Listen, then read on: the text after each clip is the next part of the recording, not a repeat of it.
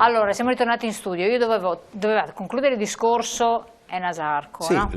Quello che chiediamo è il trasferimento dei contributi da Enasarco in INPS, in modo di recuperare anche qualche anno contributivo. Oltretutto, in questa maniera si toglierebbe un peso all'INPS, perché avendo un ISE zero, che non prende nessun soldo da Enasarco, gode di tutti e pesa totalmente sull'INPS. Invece, prendendo qualcosina da Enasarco o trasferendo i contributi in INPS, uno magari prende 200, 300, 400 euro in più di pensione al mese, e non penso che facciano elemosina, certo. No? Stiamo parlando di gente che ha versato. Io do 3 numeri. Allora, sono 625, 650 mila agenti, ex agenti silenti, con 230.000 circa. Che sarebbero quelli che non prenderanno, hanno pagato e non prenderanno niente. Per il momento non prendono, se non interviene il legislatore. Niente. Niente. Dopo questo ci sono 230.000 in attività, di cui 3-4.000 in prosecuzione volontaria, che sono riusciti a fare la domanda entro i 2 anni dalla fine dell'attività lavorativa, no? Che questo è un altro termine, una cosa perentorio, cioè, sì. Lo ribadisca bene, perché magari chi ci ascolta non devi fare la domanda di versamento per il versamento volontario entro i 2 anni dalla fine dell'attività lavorativa. Quindi dall'ultimo contratto fatto. Lì se ti cacciano via, se hai una causa, non sai quando è il tuo limite, se non riprendi più a lavorare, dicono vai a lavorare a 67 anni, voglio vedere chi ti dà un mandato a 67 anni, no? Per arrivare a 72 e poi prendere una pensioncina in Enasarco, ma non è quello che i 230.000 più i 650.000 diciamo silenti sono 880.000 persone che versano o hanno versato per mandare in pensione 110.000 persone. Cioè 8-1 vuol dire che qualcosa nel sistema non funziona. Perché se 6-1 non lavorano più o hanno versato e non prendono niente, vuol dire che i 100.000 godessero delle pensioni d'oro, posso capire, ma no, anche loro vendono delle pensioni medie, perché c'è qualcuno che prende delle belle pensioni di 7.800 euro, cioè, questa è la media dei dati di Enasarco. Allora io chiedo una revisione tanto dei contributi versati e passarli in INPS, che non farebbero male a nessuno. Oltretutto abbiamo delle situazioni di malati terminali, di malati con ictus, infarti, vedove, gente che chiede all'Enasarco, ma non stiamo chiedendo l'elemosina, stiamo semplicemente chiedendo dove sono i nostri fondi, che fine hanno fatto. Sono versati, come liberi professionisti proprio versati. E noi siamo tutti a partite IVA, quindi, sì. E come mai ci sono 5.000 abbandoni all'anno? Vuol dire che il mercato è fermo. Allora se chiudono 300 negozi, tutti sui giornali, chiudono 5.000 partite IVA, agenti di commercio, no?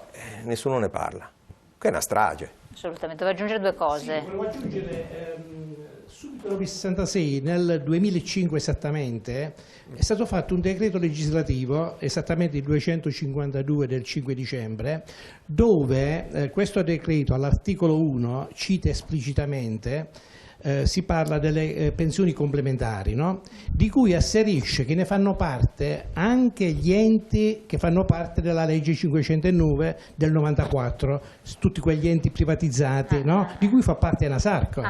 Quindi essendo che Enasarco gestisce una pensione integrativa, dovrebbe far parte di questo fondo. E invece? Invece viene rinnegato questa possibilità. Generale, ma allora qua c'è qualcosa da farlo, cioè, si parlava fuori onda prima col Presidente, in Francia qualcosa fanno, ma qui state silenti ma proprio silenti. Il problema è silenziati più che altro. Ma neanche vi agitate. Purtroppo, no, ma non serve neanche. Non serve nemmeno. Mi veniva da pensare. Lei che è un uomo di... No, mi veniva da pensare, ma perché? Non ho visto, per esempio, magistrati protestare per le loro pensioni. Ecco. Ma neanche io un po' diverso, dai. No, scusate. Perché quando è necessario fare il loro appunto sono ignorante. I parlamentari poi appunto, faccio un'altra domanda allora, perché le nostre interpellanze parlamentari, fatte da noi e fatte anche da altri deputati, non hanno avuto seguito? Perché?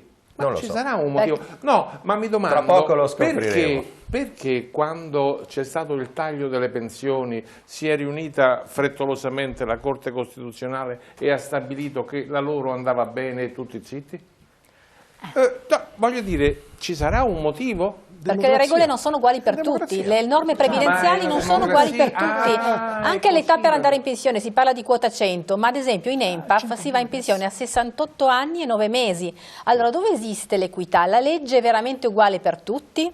Ma no, è quota 100 comunque, attenzione che è un'arma per la distrazione di massa. Un altro paio di Perché i maniche. conti non tornano e qualche cosa Non dovranno tornano, fare, però a meno che si tengono un anno o due e poi ti dicono Guarda, ragazzi non 2 ci sono più soldi per Ma nessuno. quando Poi. si parla di previdenza si pensa sempre all'INPS, si parla no, sempre al e invece dipendente. no. Invece esistono anche dei professionisti che hanno una previdenza delle casse private. Delle casse private non si parla No, mai. scusa, non ero approfondito in questa cosa, ma con Stefano È una Tigozzelli cosa- che ci siamo addentrati, ma ci sono, è una mare giungla magno. di È una enti che giungla. raccolgono soldi. È una giungla, Una giungla. perché la legge consente l'autonomia alle casse, esiste proprio una legge sull'autonomia e le casse possono legiferare sulle quote che devono pagare gli iscritti ma anche sull'età pensionabile, per cui l'età pensionabile degli iscritti alle casse private è molto più alta rispetto a... Ma non andiamo tanto in là, ma ci ma sarà un il motivo per problema cui è ci sono che- 5 regioni a statuto speciale?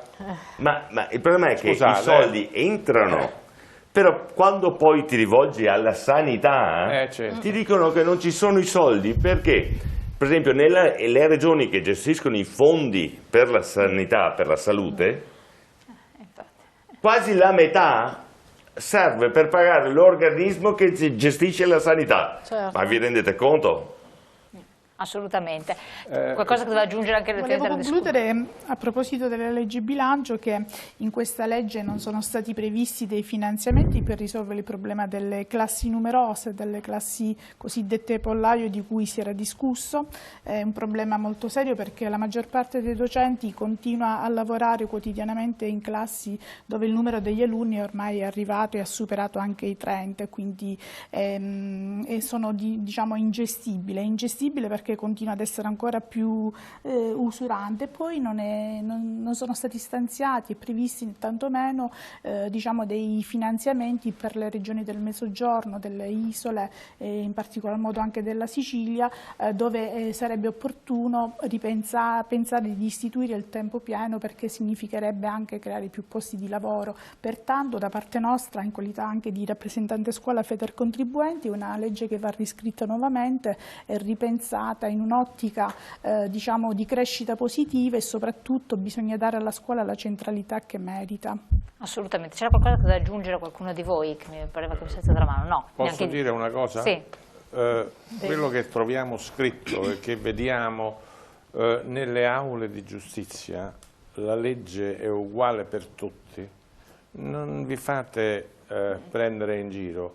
Manca il punto interrogativo. Dietro, non lo leggono loro. Manca il punto interrogativo. È una domanda, È una non domanda. è un'affermazione, è una domanda. Assolutamente.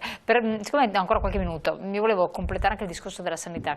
Ma io volevo agganciarmi anche a un'ulteriore problematica che viene fuori relativamente alla scuola, ad esempio, ma che è comune al mondo della medicina, della sanità, è quello sulla sicurezza di cui aveva ben introdotto il generale all'inizio. Quindi le aggressioni ai medici così come le aggressioni agli insegnanti. Assolutamente. Diciamo, Questo è un altro viviamo un fatto. momento in cui... Ma come mai? Cosa è successo questa forma di recrudescenza? Se ne parla? C'era sempre anche prima oppure adesso è un Ma qualcosa probabilmente prima c'era ma era nascosto, oggi viene fuori di più, ma a monte c'è tutto un problema di etica e morale che probabilmente è lasciato un po' a se stesso, quindi voglio dire, noi eravamo abituati, io sono cresciuto dal punto di vista degli studi, ho fatto pratica in un pronto soccorso dove c'era il posto di polizia. che adesso Via via nel corso degli anni si è abbandonata questa metodica che forse aveva un suo perché poi il pronto soccorso è un porto di mare, capita di tutto, no? E quindi voglio dire, forse era logico impegnare qualche uomo per la sicurezza del cittadino che transitava occasionalmente, ma soprattutto del medico che cerca di fare il suo lavoro tra mille difficoltà, così come il mondo della scuola dove non c'è più una regola, dove non c'è più un rispetto per l'insegnante. Noi probabilmente con maturità, con semplicità, siamo cresciuti a ceffoni da parte degli insegnanti e lo accettavamo perché era... Infatti ai nostri tempi 30, erano anche 34, cioè, non è che era il monito per avere la spinta a poter o dover far meglio, no? Oggi non si può nemmeno dire ti interrogo 2 volte di seguito per non suscitare l'ira funesta del... Sembra che uno lo stia a puntare, però nessuno ci pensa. L'ospedale, ne parliamo, l'ospedale di Padova è un posto in cui me ne vado così per difetto, approssimando per difetto, in cui transitano 15-20 mila persone al giorno, cioè a volte di più in momenti particolari anche 30.000. In questo ospedale è come se fosse un paese di 30.000 abitanti. Il paese di 30.000 abitanti ha una stazione carabinieri con 2 pattuglie che escono avanti e indietro, i vigili urbani che escono avanti e indietro, quantomeno i vigili del fuoco che ogni tanto passano, quantomeno la finanza che ogni tanto va a controllare gli scontrini.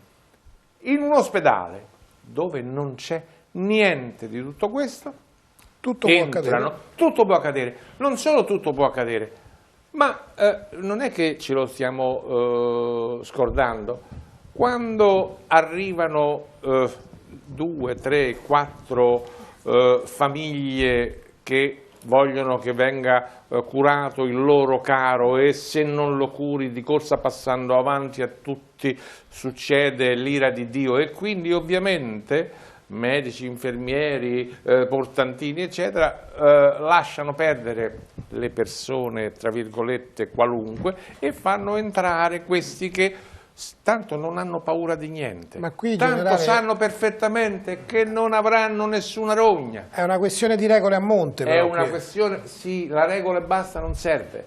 Serve la regola e quello che ci hanno insegnato, cioè serve metaforicamente i 2 scapaccioni.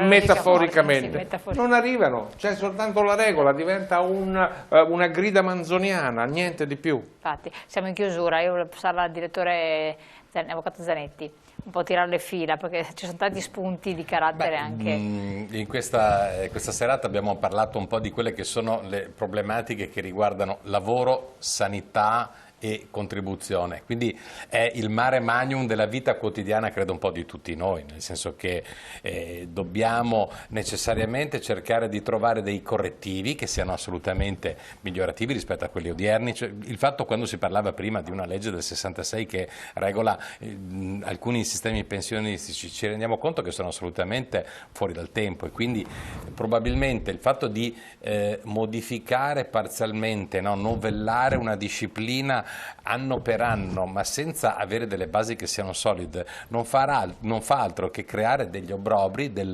diciamo, delle situazioni dal punto di vista giuridico che poi si ripercuotono nella vita quotidiana, perché io dico sempre, quando si parla di diritto, diciamo che, o meglio, la nostra vita è permeata del diritto da quando ci svegliamo la mattina, ma non a quando andiamo a letto, fino a quando ci risvegliamo la mattina successiva, per cui tutto, che ci piaccia o non ci piaccia, è regolato dal diritto. Ogni singola azione che noi poniamo in essere durante la nostra giornata, durante la nostra vita, deve essere regolata da una disciplina normativa, quindi così come il lavoro, così come la pensione, così come la sanità, ogni singola nostra azione ha una legge che sta dietro. Se queste leggi che non hanno una base solida vengono modificate di anno in anno facendo delle piccole correzioni, ci troviamo ad avere queste situazioni aberranti per le quali chi ha contribuito per 19 anni e 11 mesi ma si è dimenticato, non lo sapeva perché molte volte non è neanche assolutamente non è neanche informato di questo, si trova a non avere niente. Anche a me anni fa era capitato di dover interloquire con Enasarco, mi sa che non esisteva un numero di telefono, non rispondeva, l'indirizzo era difficile da recuperare. Adesso mi auguro, spero che ci sia una PEC nella quale andare a scrivere tutte le varie ramostranze che dovessero essere necessarie, però sta di fatto che fin tanto che si fa solo politica non si fa giustizia. E questo io e qui dico torniamo al sempre, discorso che era stato fatto all'inizio. In assolutamente. chiusura, Presidente, quindi chi presenta questi problemi, queste situazioni, può trovare un appoggio in Federcontribuenti? Lo può trovare comunque in maniera comunque massiccia, e ricordiamoci, a proposito di buchi normativi a livello di giustizia, uno dei peggiori comunque adesso cavalli di Troia è il web. E questo ne parleremo probabilmente la settimana prossima, nella prossima. Sì, oppure torniamo assolutamente su questi temi. Però adesso infatti ci dovrebbero essere delle nuove norme stringenti, perché le truffe in web, cioè in internet, sono comunque... ne parleremo magari tra non molto, perché questo è un argomento che... alla prossima puntata, esatto. Allora, io vi ringrazio tutti di essere stati qui con noi, grazie naturalmente a Generale Sivoli, Presidente di Federcontribuenti, Marco Pacagnella, il dottor Fordelore che si è occupato anche della sanità, insomma a tutti quanti voi che avete contribuito a questa trasmissione, al nostro pubblico che ha dato comunque i suoi input molto importanti e significativi. Avete capito, i problemi sono tanti, c'è chi se ne occupa, quindi se avete delle questioni prima informatevi bene, non lasciate passare il tempo, che purtroppo, come abbiamo visto, se il tempo passa, ai noi si rischia di perdere tutto, ed è gravissimo, non solo nella pensioni normali di cui parliamo sempre con i sindacati, ma anche in altre casse, che ce ne sono anche tante. E detto questo, io vi lascio allo spazio della pubblicità. Dopo la pubblicità ritorniamo in studio, parliamo di economia e finanza con il nostro esperto. A dopo.